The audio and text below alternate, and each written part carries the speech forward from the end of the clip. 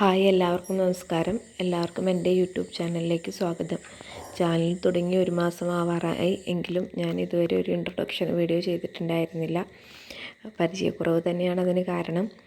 ഇപ്പോൾ ചാനലിനെ കുറിച്ച് പറയാമെന്ന് വിചാരിച്ചു. നമ്മളിതിൽ കുറച്ച് ഷോർട്സ് അപ്ലോഡ് ചെയ്തിട്ടുണ്ട്. പ്രധാനമായും കോഴികളെയും പശുക്കളെയും നാടൻ പശുക്കളെയും കുറിച്ചുള്ളതാണ്. പിന്നെ കോഴിത്തീറ്റയെ പറ്റിയൊരു വീഡിയോയും അപ്ലോഡ് ചെയ്തിട്ടുണ്ട്. ഞാനപ്പോൾ ഈ ചാനലിലൂടെ എൻ്റെ വീട്ടാവശ്യത്തിനുള്ള മുട്ടയ്ക്ക് വേണ്ടി വളർത്തുന്ന കോഴികളെയും അതിൻ്റെ തീറ്റയെക്കുറിച്ചും അതിൻ്റെ പരിചരണത്തെക്കുറിച്ചും പിന്നെ വീട്ടിലുള്ള നാടൻ പശു വെച്ചൂർ ഇനത്തിൽപ്പെട്ട പശുവിനെക്കുറിച്ചും പറയാം എന്ന് കരുതി തുടങ്ങിയ ചാനലാണ്. അപ്പോൾ അങ്ങനെയുള്ള കാര്യങ്ങൾ ഇഷ്ടപ്പെടുന്നവർ ഈ ചാനലിൽ സബ്സ്ക്രൈബ് ചെയ്യുക, ലൈക്ക് ചെയ്യുക. നിങ്ങൾക്ക് വീഡിയോസ് ഇഷ്ടമായാൽ അത് മറ്റുള്ളവരിലേക്ക് ഷെയർ ചെയ്ത് കൊടുക്കുക. ഇന്നിപ്പോൾ എൻ്റെ വീട്ടിലുള്ള നാടൻ പശുവിനെ കുറിച്ചാണ് ഞാൻ പറയുന്നത്. ഞങ്ങൾ 2020 വെച്ചൂർ ഇനത്തിൽപ്പെട്ട ഒരു നാടൻ പശുവിനെ വാങ്ങിയത്. അതിൻ്റെ പേര് പാർവതി എന്നാണ്. അവളിപ്പോഴും ഞങ്ങളുടെ കൂടെയുണ്ട്. അവളുടെ 3 പ്രസവം കഴിഞ്ഞു. ആദ്യത്തെ 1 വയസ്സായപ്പോഴാണ് അവളെ കൊണ്ടുവന്നത് വീട്ടിലേക്ക്. 2.5 വയസ്സായപ്പോൾ അവളെ ആദ്യമായി കുത്തിവെച്ചു. ആദ്യം ഉണ്ടായതൊരു പശുക്കിടാവാണ്.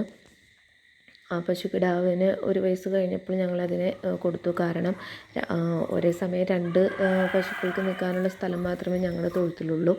അപ്പോൾ ആ കിടാവ് ലക്ഷ്മി, അതിനെ ഞങ്ങൾ കൊടുത്തു. അതിനിപ്പോൾ പൊന്നുപോലെ വാങ്ങിയവർ നോക്കുന്നുണ്ട്. അങ്ങനെയുള്ളവർക്കാണ് നമ്മളതിന് കൊടുത്തത്.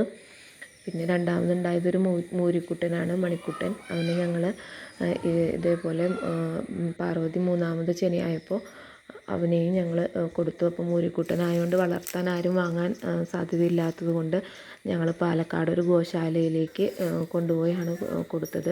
അവന് 1 വയസ്സ് കഴിഞ്ഞിട്ടുണ്ടായിരുന്നു. ഇപ്പോൾ ഉണ്ടായ ആളാണ് നന്ദികേശൻ. അവന് ഇപ്പോൾ ഉണ്ടായി ഒരു 4 മാസമായിട്ടുള്ളൂ. ഇപ്പോൾ ഞങ്ങൾ പശുവിനെ കറക്കുന്നുണ്ട്.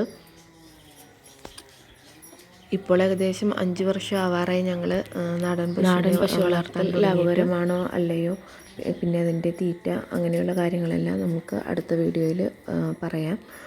സത്യത്തിൽ ലാഭം നോക്കിയിട്ടല്ല നമ്മൾ നാടൻ പശുക്കളെ വളർത്താൻ തുടങ്ങിയത്. അതിനോടുള്ള ഇഷ്ടവും ശുദ്ധമായ പാലുൽപ്പന്നങ്ങളും ഉപയോഗിക്കാം എന്ന സന്തോഷത്തിലാണ് നമ്മൾ നാടൻ പശുക്കളെ വളർത്താൻ തുടങ്ങിയത്.